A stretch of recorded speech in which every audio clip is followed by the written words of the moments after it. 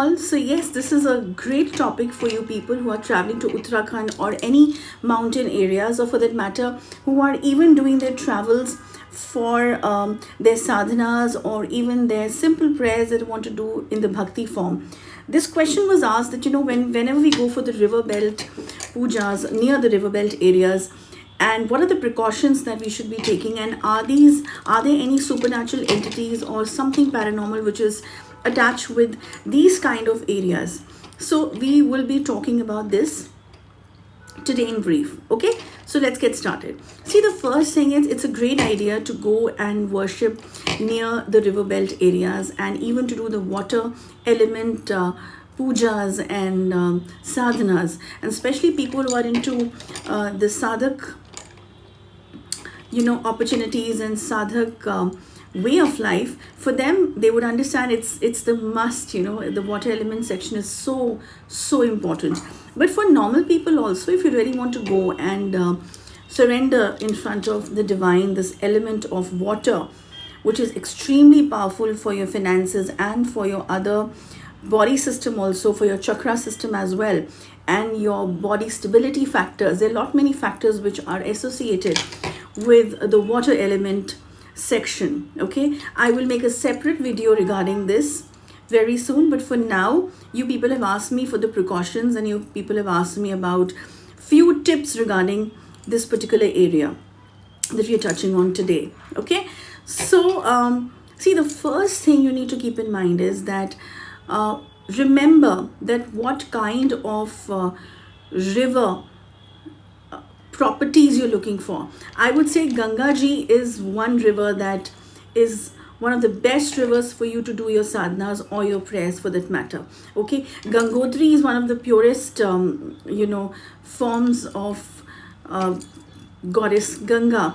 But of course, wherever Ganga Ji is there, it should be clean enough for you to do the prayers. Of course, the Uttarakhand Ganga Ji is very clean, and I would recommend that you people travel to Uttarakhand for such pujas and for such prayers.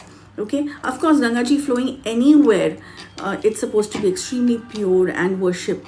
But if you ask me, Uttarakhand is one Dev Bhumi, and the kind of results you will get for your sadhanas in Uttarakhand, they are amazing. Okay, the second tip that I would like to give everyone for their river belt area pujas is that make sure that you are not wearing any blues and blacks. Of course, if you're in the beginners level, black as a color absorbs so much, but then you have to know that absorption should only be positive and not just negative, because a lot of negativity which are also around the river belt areas. So I would prefer you wear whites and yellows and pastel shades. Avoid the blues and the blacks. Okay, this is a very important tip. And people, some of you would find it very weird that all colors are good and all of that. See, here there is no debate which is happening. These are the experiences of many years of people who have been into meditations and who have been into these practices that I'm talking about. Okay, so people who want to follow it, great. People who do not want to follow it, it's okay. You can have your own journey also, but then it's always better to follow your seniors and learn from their experiences. The rest, of course, is up to you. Anyways, then the third point is never take bath in the river with without clothes, because I have seen some people that they start removing their clothes and they think that okay, we can take a dip in the river without any clothes. Of course, there has to be certain amount of undergarments that you are wearing, even if you're going to the river belt. And especially for women, I would recommend that please do not do any sort of prayers or dips in the water without clothes, or just wrapping the sari around, because not just human eyes, but I'm talking about the supernatural energies also which get attracted when a woman is taking bath, especially with long hair and attractive bodies. I have seen many cases in the river belt areas when they have come to us that some paranormal or supernatural entity caught on to a woman or a girl because she was taking a dip in the river with her friends also. So it's not necessary that it hampers the whole group of women who are doing this activity of dipping, of taking a dip in the river, but it affects a few who's maybe the planets are weak, or that particular entity, the supernatural entity, has found that woman to be more attractive and more suitable for its own characteristics or suitabilities. Now that's a different section altogether, that what is that entity looking for exactly. Okay, so it's a very risky thing. Another very important thing is the pujas that you do in the river belt, the normal people that I'm talking about.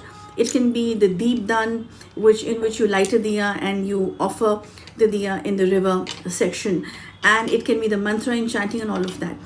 But I am more concerned about people. There are some people who just want to test and try things, and that becomes extremely super dangerous for them.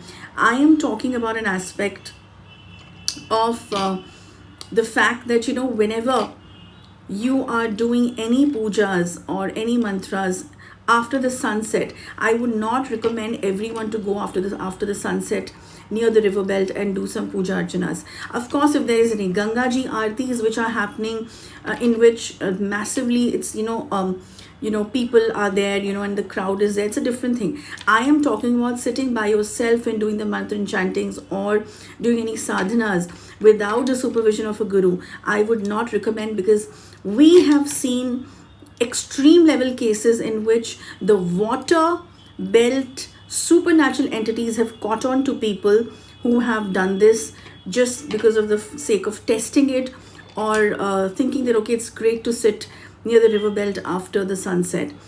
Not even sitting near the river belt after the sunset is recommended. I would just not recommend anyone to do that, because there are a lot many repercussions attached with it.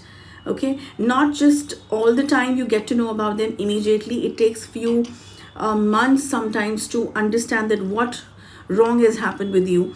And especially on the Puranmasi and the Amvasya nights or days, strictly not allowed. Okay, lot of negative practices and lot of automated supernatural things coming by your side or following you are few side effects of this range. And moreover, there are many entities which try to possess you, which are there, which try to take over to your body near the river belt areas. We have seen this happening in immense ways in different cases. So be very careful on that. Simple pujas before the sun set, it's okay. And please don't do any process reading from internet regarding any deity for that matter, or even something that is evilish. Please don't do that, because you don't know the power of water. It has tremendous power to absorb and react and have a memory with it, and you never know that what is working against you. So all these practices that you see on the internet or you find anywhere else, you never know what is the exact thing attached with it, or how it should be performed, or even not performed for that matter. Okay, so be very careful, because water can either make you or completely break you. Remember, it's the water energy. It can be extremely silent and soothing, but at the same time it can turn out to be tsunami as well. Okay, so that's about it. Feel very positive with the water element. It gives you a lot of blessings and a lot of positivity around, but never play with water or any of the elements, 5 elements that we have. Okay, so I'll see you soon with another important topic. Till then, goodbye and Jai Mahakali.